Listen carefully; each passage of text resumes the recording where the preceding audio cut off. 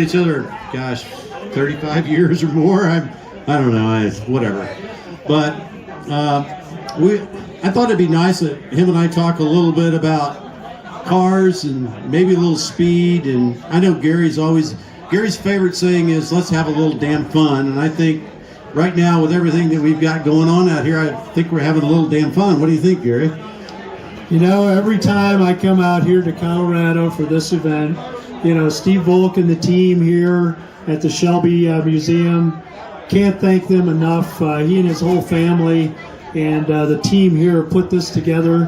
What a wonderful display, significant vehicles, a lot of the real deal stuff right there in that building, right? So it's really special for us to be here today, along with, you know, Peter Brock, Peter Miles, Alan Grant. We've got some other VIPs in the audience we'll talk about here in a little bit anyway, but I really appreciate it. I apologize. I really, you know, Gary's been a friend of mine forever, and I guess I just didn't do this properly. Gary Patterson is the president of Shelby American in Las Vegas, Nevada, and that would be the proper introduction. So let's give him a warm welcome, Gary Patterson. Thanks, Jeff.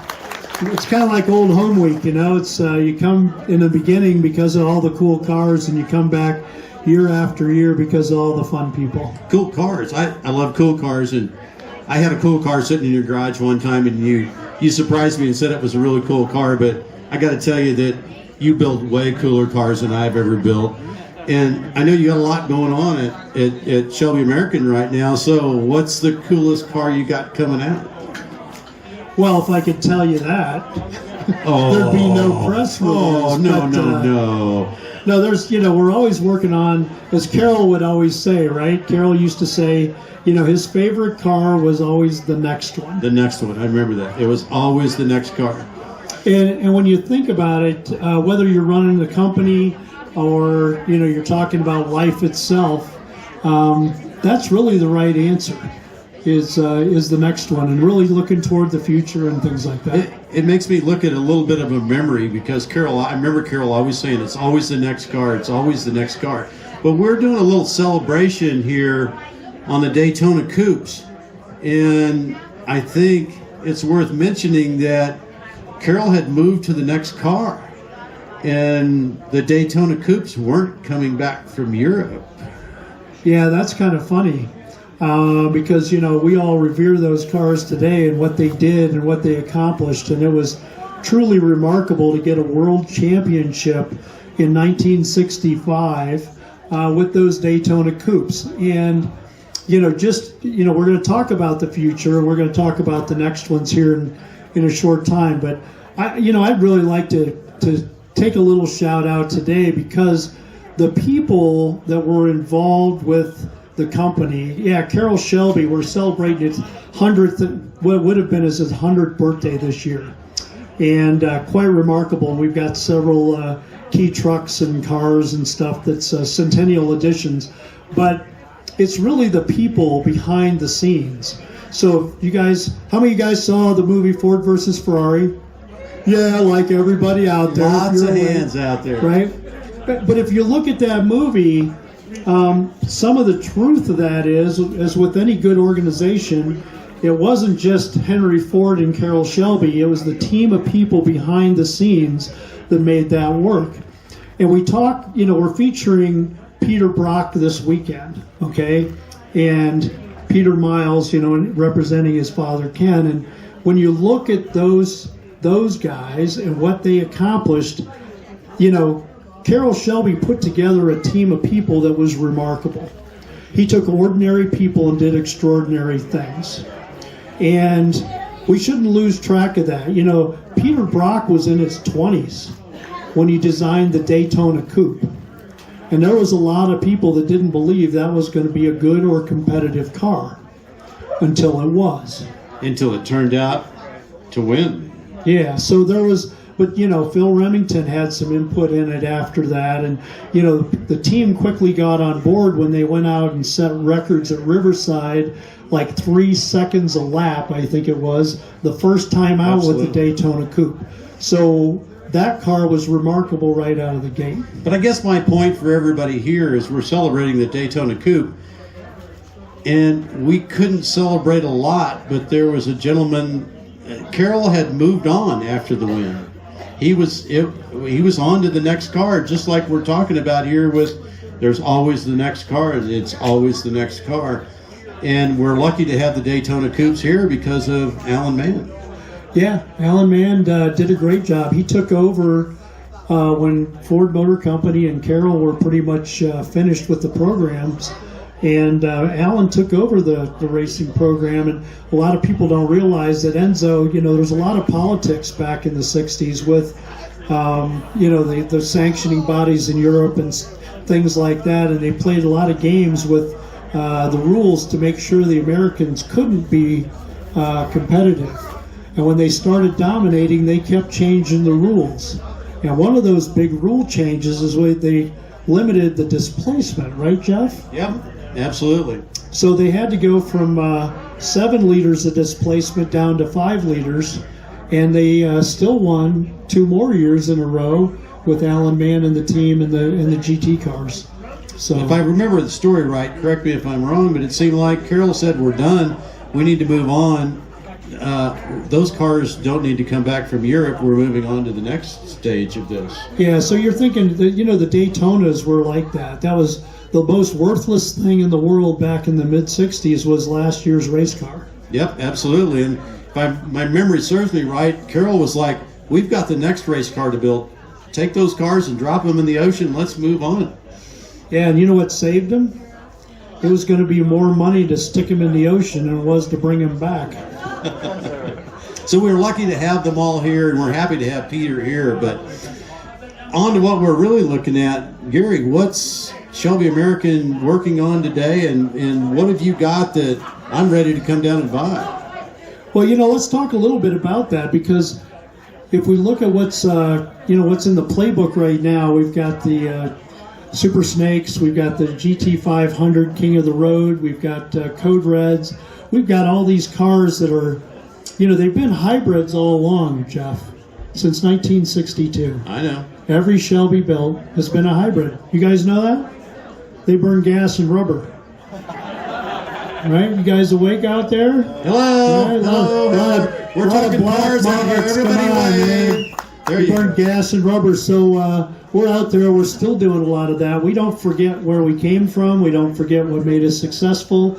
When I look at, the company and where it's headed and so forth, I look at it from a perspective of a driver.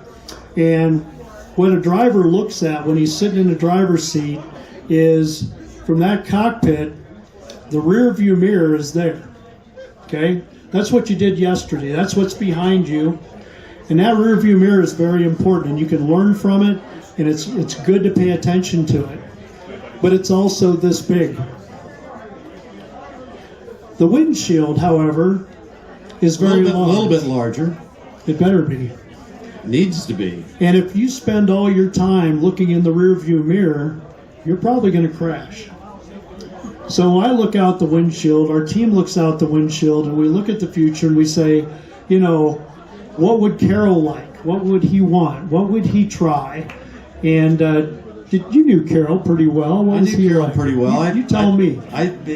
Carroll would always be looking at how do we get better, and let's make it better now. And Carroll would always want to be the first at what he did, because that's what he did back in the 60s. Everything was first. He was always the best at it.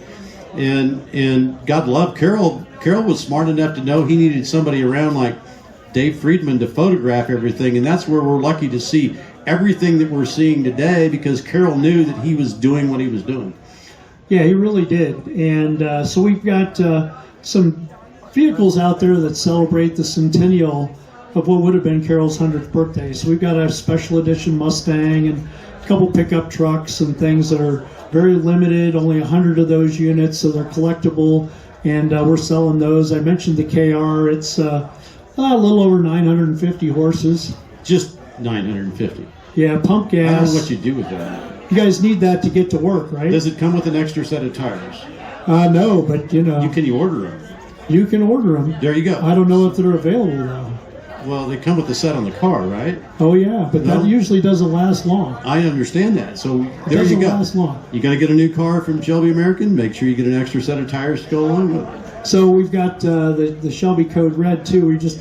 We're going to do That's a pretty cool ride. 30 of those, right? 10 per model year, 20, 21, and 22. Twin turbos, 1,300 plus horsepower. So that's pretty cool. And we need horsepower we need horsepower because Carol said we need horsepower. Well, he said performance is my business. So That means horsepower, right? well, yes and no. I mean, it can be horsepower, but it can be other things too. So when we look into the future, we look at, also what is it that people are looking for, and we talk to people, and yeah, it's 0 to 60, it's quarter mile, it's road course times, it's things like that. But when we talk to people now, it's also about maybe colors and handling, and maybe it's towing power, or we've got right here under this tent is actually Robert Perilica. Robert, you out there? Okay, please stand up. Yeah, Robert Perilica. For those that don't remember, Robert was here last year. He helped set some records for the GT500 Signature Edition car that he was driving. He did that last year. This year, he also won at Pikes Peak, driving a Shelby pickup truck.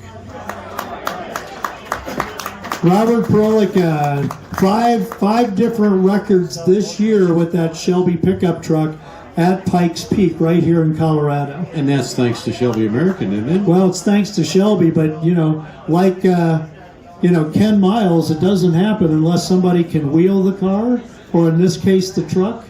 And without Robert behind the wheel, things could have been different. But I think he broke. Thank you for everything you're doing for Shelby American. We appreciate it. I mean, some of those records fell by 3 minutes. 3 minutes, people. I mean, when you're driving, 13 minutes, 3 minutes is a big deal. So, that's quite an accomplishment. At least we had better weather this year than we did last year on the hill. So, you got a lot of tours coming through. You got a lot of cars being built down there. Can you tell us how many cars you got generally going through every month or something? Well, it depends what's going on. So right at the end of last year, we actually finished up 400 cars for Hertz. Right? Hertz. So we got a rental car program again. We got a rental car program again, and they signed it last year, a 3-year deal. So we know that we're going to be building some cars over the next 3 years. In fact, I don't know if the guy or gal that's here, but I know we've got at least one of those 2023 or 2022 Hertz rental cars right out here in the parking lot, because I saw it today. I'll make sure I highlighted that here in a little bit. So we did some of those. Some were coupes, some were convertibles, some were, we did a couple manuals, but almost everything automatics. But the other thing that happened was Hertz is wanting to up their game. A lot of people may not realize Hertz filed for bankruptcy, I don't know, about a year and a half, 2 years ago. And emerging from bankruptcy, they decided that they wanted to make a big name for themselves again and get back into the performance business. And what better way to do that than with Shelby American? So we signed this deal. They agreed to the 400 cars that were based on GT Mustangs. Then Tom Wagner, who's one of the guys on the board, he asked me, he said, Gary, he said, could we do anything more? More is always good. More is good. Could we get more performance? More is always good. So I said, well, sure. Would you like to start with a GT500 that builds 760 horsepower right from the factory at Ford Motor Company? For a rental car? For a rental car. Okay, so how many people out here, raise your hand if you rented a Hertz Shelby before? Did anybody rent one of these yet? Yes. That's yours in the parking lot. Awesome. You did not exceed the posted limit, right? There's a posted limit. You're not supposed to read it, I'm sure. Okay. It always applies to somebody else, I think, right? But at any rate, So Tom says to us, could you do something more? And we said, well, of course. And he said, can you do more than 760 horsepower? And Jeff's sitting here going, yeah, we were scared at 760. Now we're going to give a rental car to somebody with more than that. So I said, of course. So they signed up for the program that also added the 3.8-liter Whipple supercharger. With a stock throttle body, it still made over 900 horsepower. And there's 27 of those cars out there. Rental cars. Rental cars. Rental cars. Yeah, but I told them also, you know, we have a business to run. I said, with those, there is no powertrain warranty. You are on your own.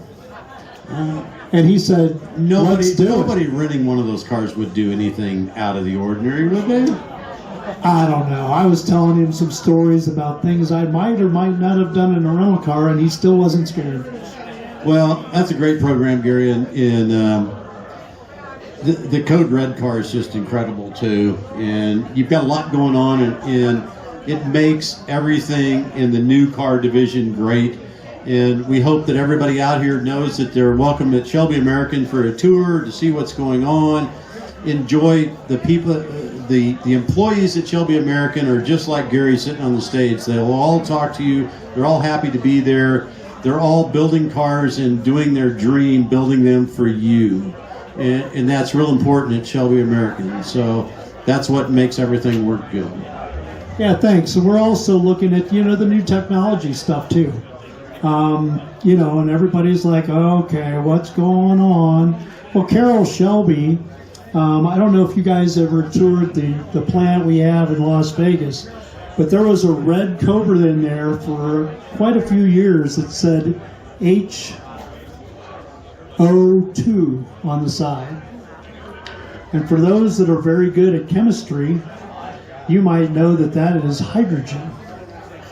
So we actually had, Carroll had with Jim Heffel at the University of California, we actually had a Cobra that ran on hydrogen.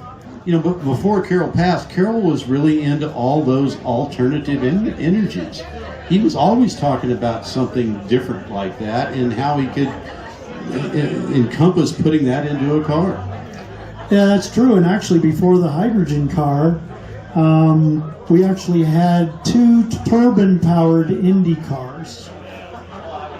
In the late 60s, the turbine power had got into Indianapolis, and Parnelli Jones, you guys might know him, he might have raced a few Boss 302s in Trans Am.